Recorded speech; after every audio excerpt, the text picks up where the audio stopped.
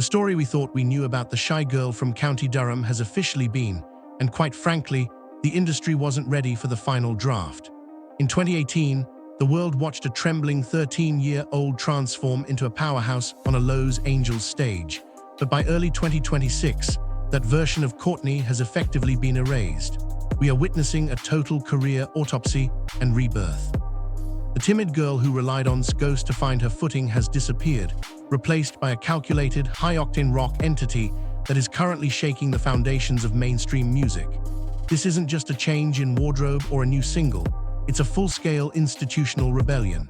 Reports from inside her camp suggest that the transformation was a survival tactic against a system that tried to turn her into a predictable, radio-friendly product. While many child stars struggle to find their footing after the initial hype dies down, Courtney has taken a sledgehammer to her own image, proving that the most dangerous thing in the music industry is an artist with nothing left to lose and total control over the volume. But to understand why she had to go to such extremes, we have to look at the silent war that was happening behind the scenes for years. The cracks in the foundation began to show long before the 2026 rebrand, during a period many are calling her incubation in the shadows. After the initial glitz of her global television debut, Courtney found herself trapped in what insiders describe as a golden cage of restrictive contracts. For years, the narrative was that she was the next version of a legend, a label that restricted her from finding her own frequency. Sources close to the singer have recently come forward with claims of massive friction between Courtney and high-level executives who wanted her to stick to safe, soulful covers. There were of legal entanglements that kept her from releasing original material for months at a time, leading to that eerie silence on her social media platforms. It's now clear that she wasn't just resting, she was fighting a quiet war to reclaim her own name. This period of isolation led to wild speculations. Some fans feared she had her own career or that her voice had finally given out under the pressure. Instead, she was meticulously planning a breakout that would bypass the corporate gatekeepers entirely. The question wasn't if she would return, but how much of the old Courtney would be left once she finally broke free of the chains. When the silence finally broke in early 2026, the sound that emerged was nothing short of a sonic riot. Gone was the vintage soul and brassy blues that defined her youth. In its place was the jagged, industrial rock of her landmark project, Little Miss Jagged. This shift wasn't just a creative choice, it was a statement of independence. Music critics were initially baffled by the move toward dark, guard synths and distorted vocals, with some calling it commercially risky. But Courtney leaned into the chaos. By partnering with underground producers rather than pop hit makers, she crafted an album that sounds like a fever dream of grit and rebellion. Each track feels like a direct response to the years she spent being told to tone it down. She's no longer singing for the judges, she's singing for the outcasts she now represents. This new sound has triggered a massive resurgence in her streaming numbers, particularly among a younger demographic that missed the AGT era entirely. She successfully navigated the viral trap by refusing to repeat the formula that made her famous. But as her sound grew darker and more aggressive, fans began to notice a startling change in her physical presence that suggested this transformation went much deeper than just the music. If you look at the footage from her 2026 Anarchy tour, you aren't seeing a girl trying to look like you're seeing a total visual metamorphosis. Courtney has ditched the 60s flower child aesthetic for a look being described by fashion editors as high-fashion grunge. It's an intimidating, sharp-edged persona that mirrors the intensity of her new tracks. During her sold-out London residency, the imagery was stark, heavy shadows, metallic textures, and a stage presence that felt more like a riot than a concert. This rebrand wasn't without controversy, however.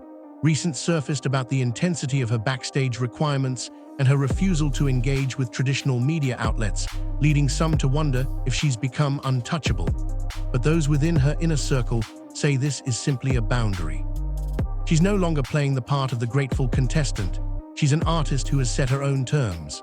The shy girl is a ghost, and in her place is a woman who uses her fashion and her frame to command a room before she even opens her mouth. This visual shift has been so successful that it sparked a new wave of fashion trends across Europe. but even the most polished image couldn't hide the questions regarding her physical stamina during such a grueling schedule. The most persistent of 2026, however, have centered around her vocal evolution and the sheer physical toll of her new style. Critics and fans alike have marveled at the raw, unhinged quality of her voice on the new record, but with that praise came concerns. Whispers of vocal strain and potential permanent damage began to circulate after several shows where she seemed to push her limits to the breaking point.